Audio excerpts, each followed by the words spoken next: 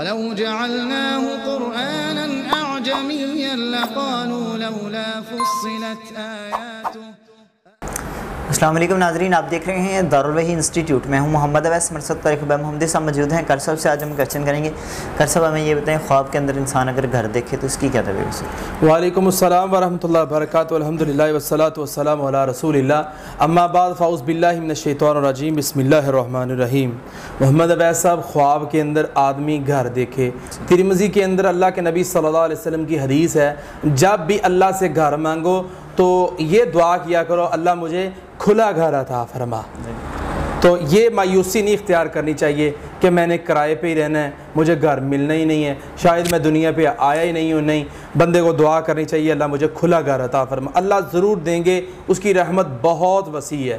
اور اسی طرح جو بندہ امام ابن سیرین رحمۃ اللہ علیہ فرماتے ہیں خواب کے اندر گھر دیکھتا ہے، دیکھنے والا مرد ہے، دیکھنے والا مرد ہے، وہ گھر دیکھتا ہے، اس سے مراد یہ ہے کہ وہ بندہ شادی کرے گا، اس کی تعبیر یہ ہے۔ اور امام ابن سیرین رحمۃ اللہ علیہ فرماتے ہیں ستونوں سمیت خواب میں دیکھتا ہے، ستونوں سمیت گھر کو اٹھا لیا ہے اس نے، تو اس کی تعبیر یہ ہے کہ وہ بندہ مہربان عورت جو کہ بامروت عورت ہوگی، بہت اچھی عورت، بامروت مہربان عورت، اس سے شادی کرے گا۔ اور اسی طرح جو بندہ امام ابن سیرین رحمۃ اللہ علیہ فرماتے ہیں خواب کے اندر یہ دیکھے کہ اس نے گھر کا دروازہ نیا بنایا ہے، لا کے لکڑی کا یا لوہے کا، سٹیل کا دروازہ اچھا خوبصورت بنایا ہے، تو اس سے مراد یہ ہے کہ وہ بندہ مالدار عورت سے شادی کرے گا۔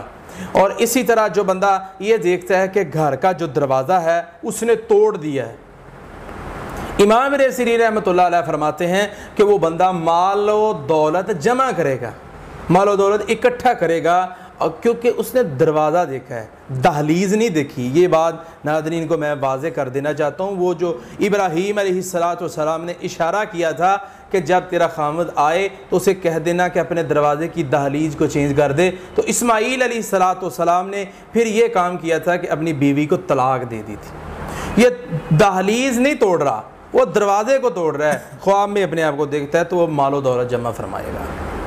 بہت بہت شکریہ جی ناظرین، اگلے پروگرام میں پھر حاضر ہوں گے، تب تک کے لیے ہمیں اجازت دیجیے، اللہ حافظ۔